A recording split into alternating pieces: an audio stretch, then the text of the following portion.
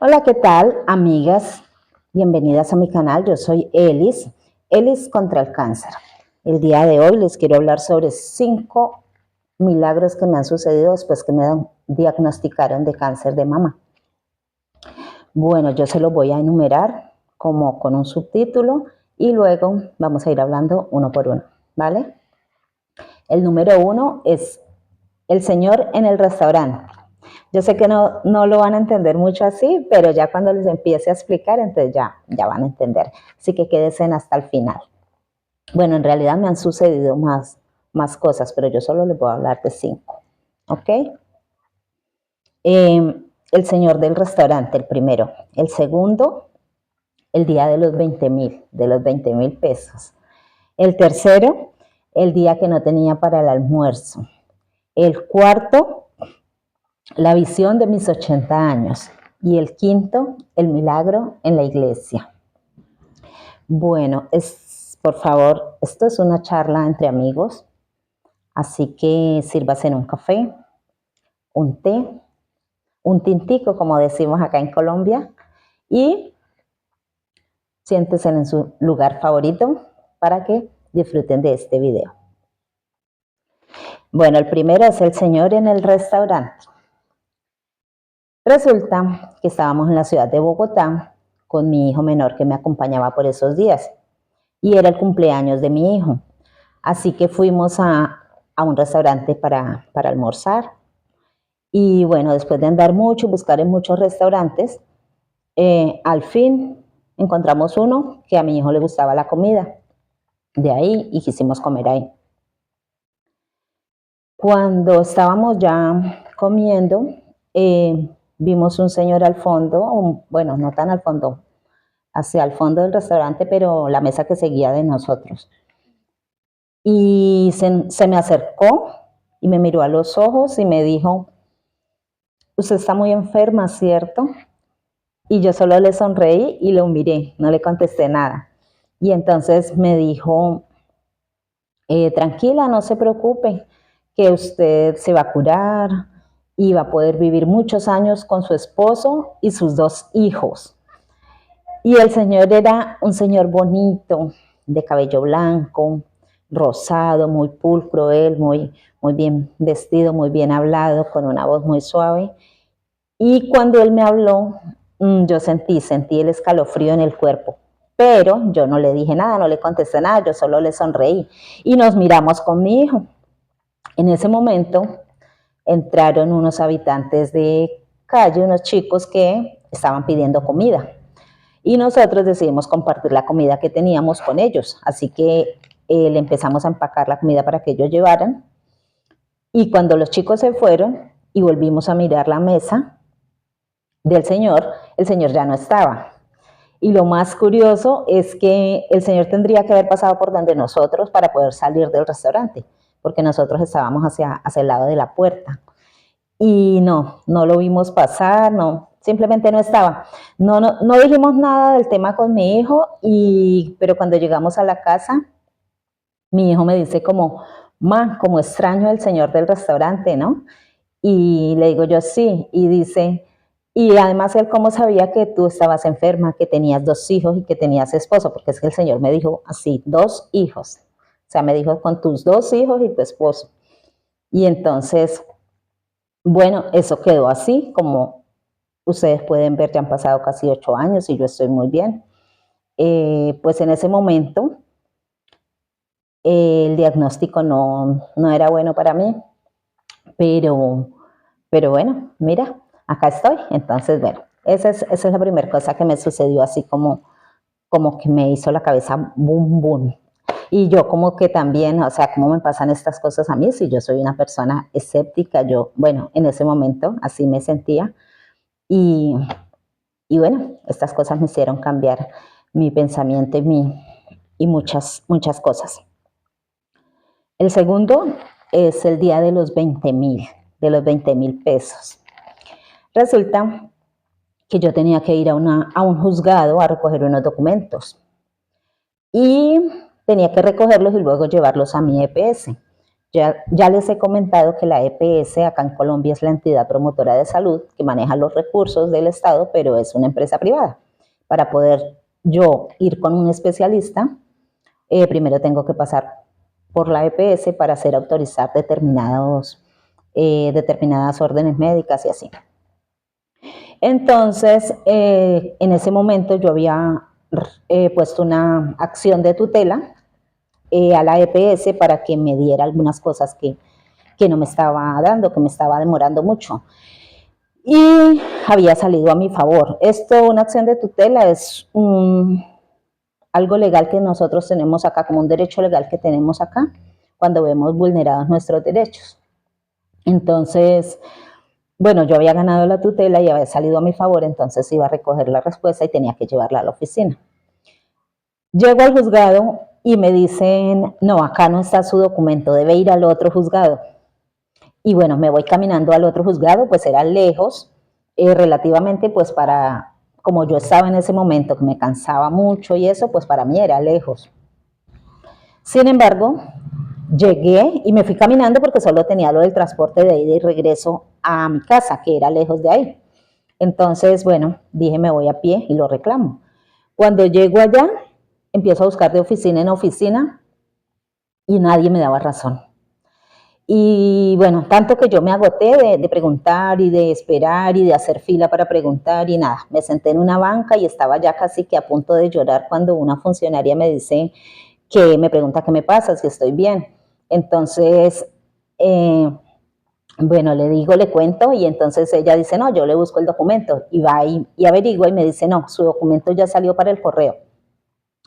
En ese momento debe estar en el correo y vaya a ver si lo alcanza y se lo entregan porque si no lo han mandado a distribución. Y me dice ella, ¿y en dónde usted vive? Le digo, en una vereda, porque yo vivía en una vereda. Entonces me dice, el correo no va para allá. O sea, llega y cuando vean que es una vereda lo devuelven. Y entonces a usted le toca radicar una carta para poder pedir que le entreguen el documento, porque me dice, eso debió de haberlo hecho su abogado. Pero pues yo en ese momento no tenía abogado, entonces me tocaba a mí. Entonces, bueno, nada, salí de ahí y me fui y empecé a llamar a mi casa pues para que me mandaran plata para irme en taxi porque eran muchas las diligencias y yo ya estaba cansada y aparte tenía que hacer eso antes del mediodía y ya se me iba yendo el tiempo. Entonces llamé a mi esposo, llamé a mis hijos, nadie me contestó. Fue raro porque ellos siempre estaban pendientes del teléfono, más cuando yo salía sola. Pero ese día no, nadie me contestó, entonces yo dije, no, me tocó irme a pie otra vez. Y me fui y empezó a llover, un fuerte aguacero. De paso me quedaba el terminal de buses, el terminal de transporte. Entonces yo me entré ahí para refugiarme de la lluvia. Y estaba ahí en la puerta, mirando hacia afuera, mirando llover, esperando que descampara y mirando como hacia la nada. La verdad estaba así como perdida en mis pensamientos y estaba pensando, sí, ¿cuánto se me iría en taxi si tuviera, hice la cuenta, se me irían 20.000, si tuviera 20.000 pesos, me iría en taxi, reclamaría los documentos y haría todo. Y de repente miro había una camioneta y miro debajo, así como en la llanta, como debajito de la llanta, había como un papelito y algo y se movía con la lluvia, le caían goticas y se movía. Y entonces me quedo viendo, era un billete de 20.000 pesos. Estaba ahí el billete de 20.000 y yo no lo podía creer, o sea, y yo llegué y lo recogí, yo como que, 20.000, gracias Dios, y salí, tomé el taxi, fui a la oficina de correo, ya tenían empacado para enviarlo, ya se lo habían entregado al chico que hacía el recorrido, pero le rogué el favor y bueno, el chico finalmente me hizo el favor de entregarlo. Llevé todos los documentos hasta la oficina de la EPS, o sea, tomé otro taxi, fui hasta la oficina de la EPS, radiqué todos los documentos porque había que radicarlos ese día para que estuvieran listos para los 8 días siguientes que tenía las citas, pues ya estuvieran listos. Si no los radicaba ese día, no me alcanzaban a salir para el día que yo los necesitaba, porque yo ya tenía las citas en otra ciudad, o sea, en Bogotá, donde me atendían a mí. Y bueno, entonces ese fue el día de los 20.000. Terminé de hacer todas las diligencias con el mismo dinero que me había llevado de la casa. O sea, lo del transporte de regreso, se me fueron todos los 20.000. Y llegué a la casa feliz, feliz a contarles que había hecho todo y que me había encontrado 20.000 pesos. Entonces, bueno, esa es la historia de los 20.000, que es muy bonita y a mí me gusta contarla porque me parece que es muy bonita. Bueno, el día que no tenía para el almuerzo, este es el tercero. Resulta que, bueno, ya les he dicho que mis citas eran en Bogotá. Entonces, yo tenía una cita y me fui de mi casa, del pueblo donde yo vivía, a la cita a Bogotá, con el propósito de regresar el mismo día, ya que era una sola cita con oncólogo. Entonces, pues me fui con lo del transporte, de ida, de regreso, y lo del almuerzo. Y bueno, algo más por ahí como para fotocopias y así. Llego a mi cita y me dice mi oncólogo, bueno, me revisa, todo bien, y me dice como que, le conseguí la cita que estábamos esperando para mañana. Teníamos una cita pendiente que yo no había podido sacar de ninguna manera, ni por teléfono, ni por WhatsApp, ni por internet, ni por nada.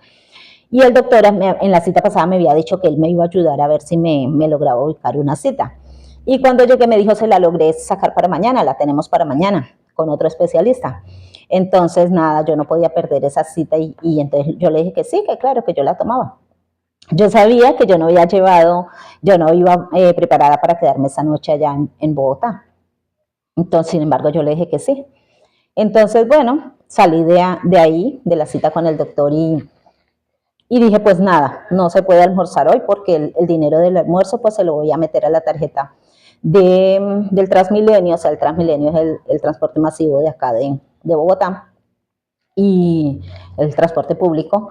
Y entonces le metí el dinero a la tarjeta y ya me fui. Para esa época, si yo no comía a la hora que tenía que comer, me daba un dolor de estómago terrible, que yo sentía que me iba a desmayar del dolor. O sea, me empezaba a sudar, temblaba no sé, se me bajaba como algo, no sé qué pasaba en mí, pero eso me sucedía. Entonces, pero nada, yo dije, pues tendré que aguantar porque no tengo de otra. Y no no le conté a los de mi casa porque ellos habían recolectado el dinero para mi ida a la cita. Entonces yo sabía que ellos estaban sin dinero. Sin embargo, si yo les decía, pues ellos iban a ir a buscar dinero y a enviarme, yo sabía. Pero pues yo intentaba estresarlos lo menos posible porque ya es suficiente con lo que estábamos pasando, con el estrés de ellos por mi enfermedad. Y entonces yo intentaba todo lo posible no estresarlos tanto. No sé si fue en su momento un error mío, pero pues así era que yo lo sentía, ¿no? Uno siempre trata como de proteger a sus seres queridos. Y entonces, nada, me subí al bus, iba en el camino rumbo a la casa de mi hermano, que era lejos de ahí, pero allá en la casa de mi hermano me podía quedar esa noche. Y, y cuando me sonó el celular y era mi hermana. Era una de mis hermanas que vive en Bogotá, me estaba llamando y me pregunta que cómo estoy, que ta. Y me dice, y le digo, voy en el bus a la casa de mi hermano a quedarme esta noche porque tengo otra cita mañana. Ella no sabía nada, en qué condiciones andaba yo, ella no sabía nada. Ella sabía pues que yo iba a las citas por lo de mi enfermedad, pero ella no sabía las condiciones económicas en las que yo andaba. Entonces, bueno, me dice, ay, ¿por qué no se pasa por acá, por mi casa y le guardo almuerzo? Resulta que la casa de mi hermana quedaba de camino hacia la casa de mi hermano, pero yo sabía que si yo me bajaba ahí, pues tendría que caminar después hasta donde mi hermano, porque no iba a poder gastar más dinero del que tenía, porque ese lo necesitaba para el otro día. Entonces, sin embargo, a la voz del almuerzo, pues yo dije, no, pues voy, así me tengo que caminar, ya después de que almuerce ya y descanse, pues ya yo camino. Y me fui, me bajé donde mi hermana, llegué, me tenía almuerzo, efectivamente, y me tenía lo que yo podía comer, me tenía pollo y verduras como al vapor. Era algo que yo podía comer sin ningún problema, porque pues otras cosas me hacían daño. Bueno, almorcé y ya como eso de las 3 o 3:30 de la tarde, le dije a mi hermana, no, pues me voy porque necesito descansar para mañana. Y ella dijo, bueno, me empacó comida para llevar. Y me dijo, lleva para que no te toque cocinar en la noche, lleva la comida. Me empacó harto. Y no, yo por la noche tampoco tenía comida porque pues no tenía dinero. Y ella no lo sabía. Entonces ella me empacó la comida Y, y cuando ya me despedí, di las gracias y todo, llega mi cuñado y me dice, venga, no se vaya en Transmilenio. Él pensó que yo me iba a ir en Transmilenio, pero no, yo no me iba a ir en Transmilenio, me iba a ir a pie. Entonces me dice, se mete la mano al bolsillo y me da dinero y me dice, váyase en un taxi, porque a esa hora el Transmilenio va muy lleno. Y bueno, yo los recibo y le doy las gracias. Yo creo que me puse rojita porque a mí me costó mucho, me cuesta todavía recibir ayuda en dinero. No sé la razón, creo que es porque yo desde niña aprendí a trabajar y a ganarme mi dinero. Entonces he escuchado también otras personas que les pasa igual. Creo que una de las cosas más difíciles cuando uno se enferma así es aprender a recibir en dinero, pero pues hay que hacerlo porque uno está en una condición que no se puede poner a decir que no.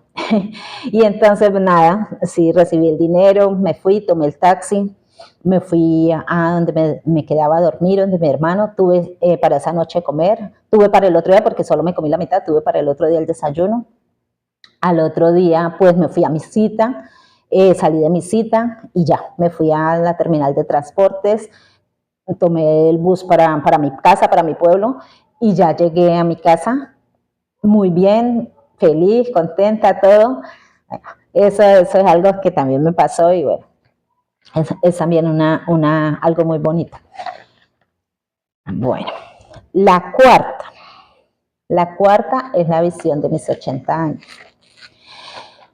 Resulta, pasa y acontece que, eso ya fue el año pasado, resulta que el año pasado por acá hay un video donde yo les hablo de una recaída. Resulta que el año pasado yo fui con mi doctora y mi doctora me dijo que estábamos en recaída, que íbamos a iniciar el protocolo para mirar qué tratamiento me iban a hacer. Ese día que yo llegué de que la doctora me dijera eso, ese día fue el día que ella me leyó la biopsia. Entonces yo llegué a mi casa y pues nada, llegué como estresada por lo que me habían dicho y en uno de esos tantas noches que yo pasé sin dormir cuando estaba en Bogotá, una de tantas noches yo me puse a pensar como que, es que ni siquiera yo ni siquiera le pedía a Dios de una manera decente, sino que yo me puse a pensar como que, chévere que yo pudiera, que me diera la vida otra oportunidad, otros 40 años, porque cuando yo me enfermé, pues yo tenía más o menos 40 años, entonces yo dije como que otros 40 años, bueno, hasta los 80 estaría bien, y si me da más años, pues genial, y si no, pues bueno, hasta los 80.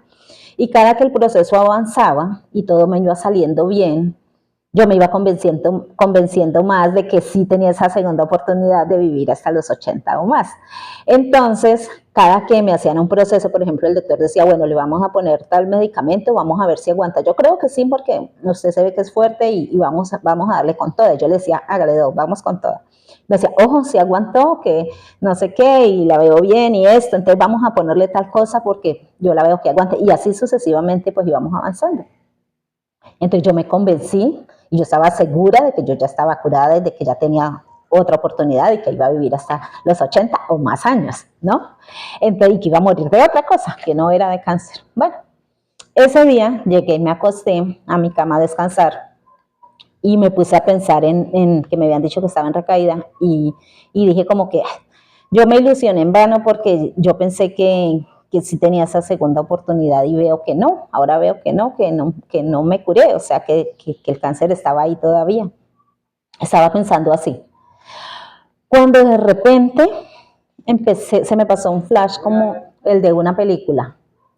Y entonces se me pasó un flash como el de una película y empecé a ver una película, el recuerdo de una película. Y había una señora sentada en una silla mecedora, una silla muy bonita, decorada de fiesta. La señora estaba muy bien vestida, ella era la cumpleañera. Tenía el cabello un poquito más largo, blanco, y tenía unos tabaquitos así como unos que a mí me gusta hacerme así. Entonces ella estaba peinada así, pero tenía como algo acá, muy bonita la señora, muy elegante ella. Y acá atrás había un letrero brillante dorado que decía 80 años y habían bombas y todo, era una celebración. Y cuando me quedo viendo a la señora, era yo. Era yo estaba ahí a los 80 años, y tenía gafas y todo, era yo. Y entonces, bueno, me quedo viendo ahí como en ese éxtasis, así como que, o sea, viendo la película, no había nada más en mi mente en ese momento. Cuando reacciono, me doy cuenta y caigo, o sea, reacciono y caigo en cuenta que eso que vi, me vi yo a mis 80 años, ¿sí? Y confirmo que sí iba a vivir hasta los, o sea, que sí voy a vivir hasta los 80 años, o sea, se renueva mi fe, ¿sí? Porque en ese momentico, ese día, yo perdí mi fe por un espacio de tiempo. Pero esa visión me dio de nuevo, renovó mi fe y mi esperanza, ¿no? Entonces, bueno, ya en ese momento sentí mucha paz y mucha tranquilidad.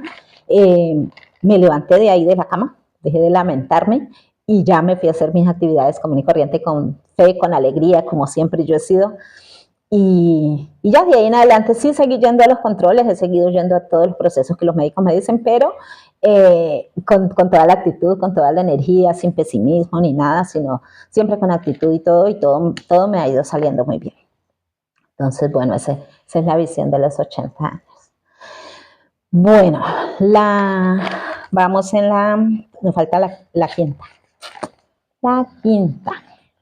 La quinta es el milagro, yo lo llamé así, el milagro en la iglesia.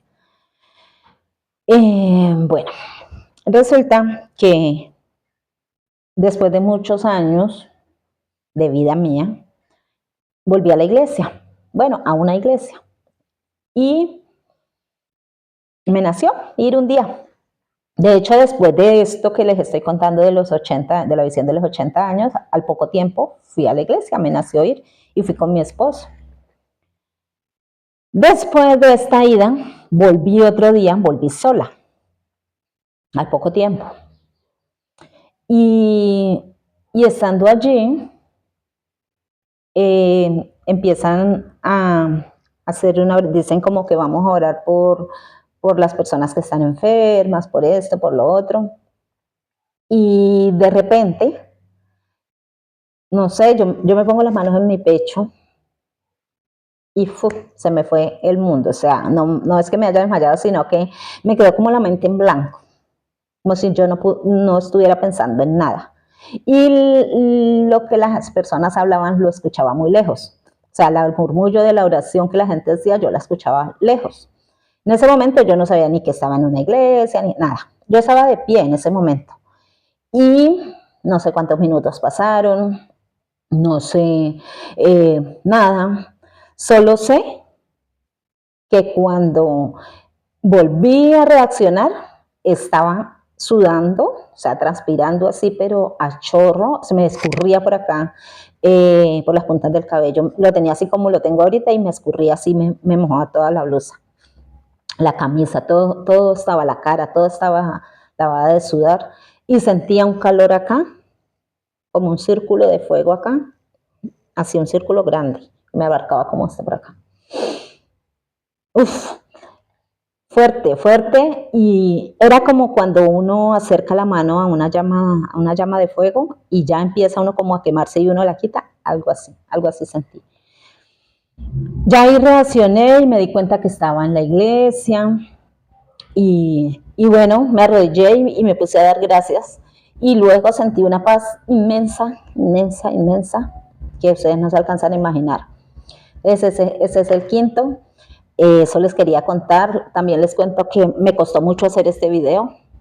Cada vez, creo que con esta es la 40ª vez que lo intento hacer. Nunca me había pasado eso. Yo siempre empiezo los videos, casi siempre los empiezo y los termino, y a mí no me gusta editar. Entonces intento que me queden lo mejor posible. Así que si escuchan ruidos, no sé qué, es porque yo los hago así como en vivo. Entonces intento que me salgan lo mejor posible porque pues como todo lo tengo en mi cabeza, son mis experiencias y mis recuerdos y todo.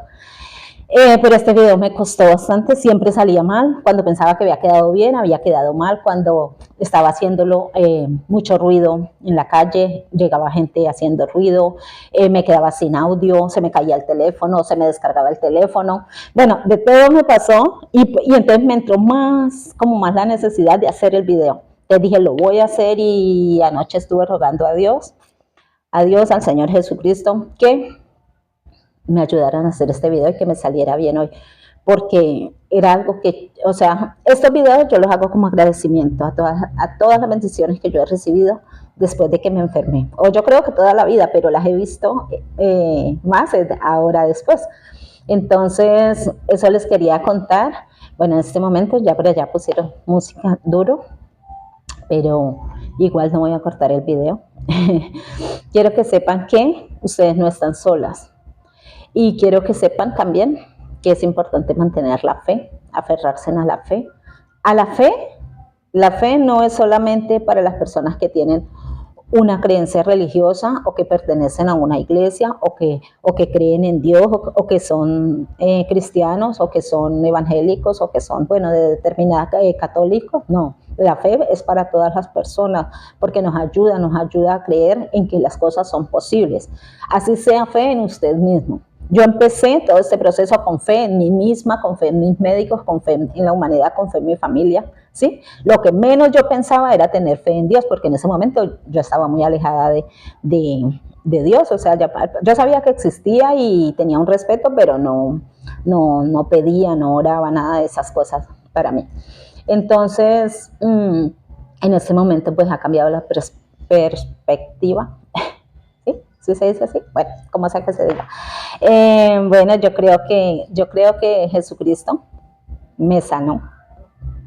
Y bueno, todo mi agradecimiento es para Él y para todas las personas que me han ayudado, porque he recibido muchísimas ayudas de muchísima gente, amigos, familiares.